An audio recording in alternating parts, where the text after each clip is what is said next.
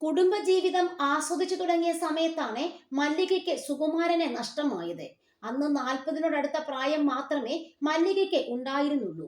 പിന്നീട് അങ്ങോട്ട് വിശ്രമമില്ലാത്ത ജീവിതം നയിച്ചാണ് രണ്ട് ആൺമക്കളെയും മലയാള സിനിമയുടെ മുഖങ്ങളാക്കി മല്ലിക സുകുമാരൻ മാറ്റിയത്. സുകുമാരന്റെ പേരിനെ പ്രശസ്തിയും പെരുമയും വർദ്ധിക്കുന്ന തരത്തിൽ പാൻ ഇന്ത്യൻ തലത്തിൽ താരങ്ങളായി വളർന്നു കഴിഞ്ഞു ഇന്ദ്രജിത്തും പൃഥ്വിരാജ് സുകുമാരനും.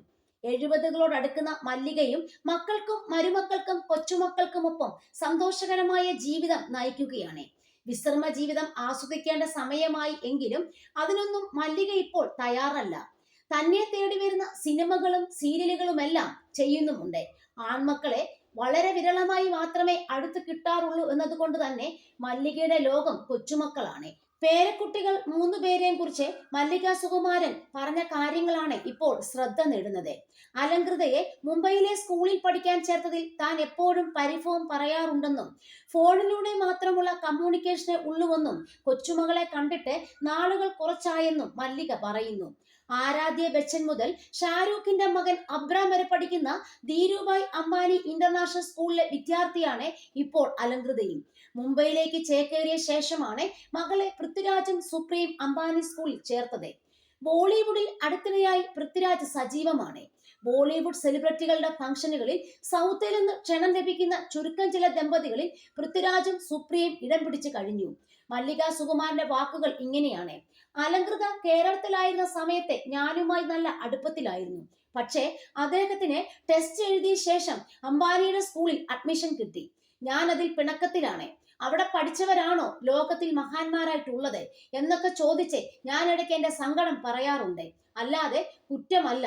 പിള്ളേരെ എപ്പോഴും കാണാൻ പറ്റാത്തതിന്റെ സങ്കടം എനിക്കുണ്ട്. ലോകമെമ്പാടും മിടുക്കന്മാരായിരിക്കുന്ന പലരും മലയാളികളാണ്. സ്പേസിൽ പോയവർ വരെയുണ്ട്. അവരൊക്കെ അംബാനിയുടെ സ്കൂളിലാണോ പഠിച്ചത്? ഈ സ്കൂളൊക്കെ ഇപ്പോൾ വന്നതല്ലേ? കുഞ്ഞിനെ തിരിച്ച് നാട്ടിലേക്ക് കൊണ്ടുവരണമെന്ന് പൃഥ്വിരാജ് പറയാറുണ്ട്. അടുത്തിടെയായി വർക്കുകൾ കൂടുതലും ബോംബെയിൽ ആയതുകൊണ്ടാണ് മോളെ അവിടെ ചേർത്തതെന്ന് പൃഥ്വി പറഞ്ഞത്. ആദ്യം അവർ അവിടെ ഒരു വീട് വാങ്ങിയിരുന്നു. അത് കൊടുത്തിട്ടാണ് ഇപ്പോൾ പുതിയത് വാങ്ങിയത്. സെപ്റ്റംബർ ഒക്കെ ആകുമ്പോഴേക്കും അതിന്റെ കാര്യങ്ങൾ ഓക്കെ ആകും. മുംബൈ സുപ്രിയയ്ക്കും ഇഷ്ടമാണ്. കാരണം പുള്ളിക്കാരി അവിടെയാണല്ലോ ജീവിച്ചത്. അതുകൊണ്ട് കൂടിയാണ് മുംബൈയിൽ ഒരു ഫ്ലാറ്റ് വാങ്ങാൻ പൃഥ്വി തീരുമാനിച്ചത്. വീടിന്റെ കാര്യത്തിനും ജോലിക്കും എല്ലാമായി നിരന്തരം രണ്ടുപേർക്കും മുംബൈയിലേക്ക് പോകേണ്ടി വരും. ആ സമയങ്ങളിൽ കുഞ്ഞിനെ അമ്മയെ ഏൽപ്പിച്ചു പോകുന്നത് ശരിയല്ലെന്ന് പറഞ്ഞാണ് അവർ അലങ്കൃതയെ മുംബൈയിൽ ചേർത്തത്. പ്രാർത്ഥനയും നക്ഷത്രയും ഇവിടെ തന്നെയുണ്ട്. അവരെ കാണാൻ സാധിക്കാറുണ്ട്. അലങ്കൃതയോട് ഫോണിൽ കൂടിയുള്ള സംസാരം മാത്രമേ ഉള്ളൂ. ആ കുഞ്ഞിനെ കണ്ടിട്ട് കുറച്ചു കാലമായി.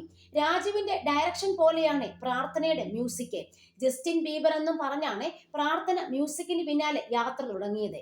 ഏതു നേരവും മുറിക്കുള്ളിലിരുന്ന് പിയാനോയും ഗിറ്റാറും പാട്ടുമെല്ലാമാണ് പ്രാർത്ഥന എന്നാണ് മല്ലിക സുകുമാരൻ പറഞ്ഞത്.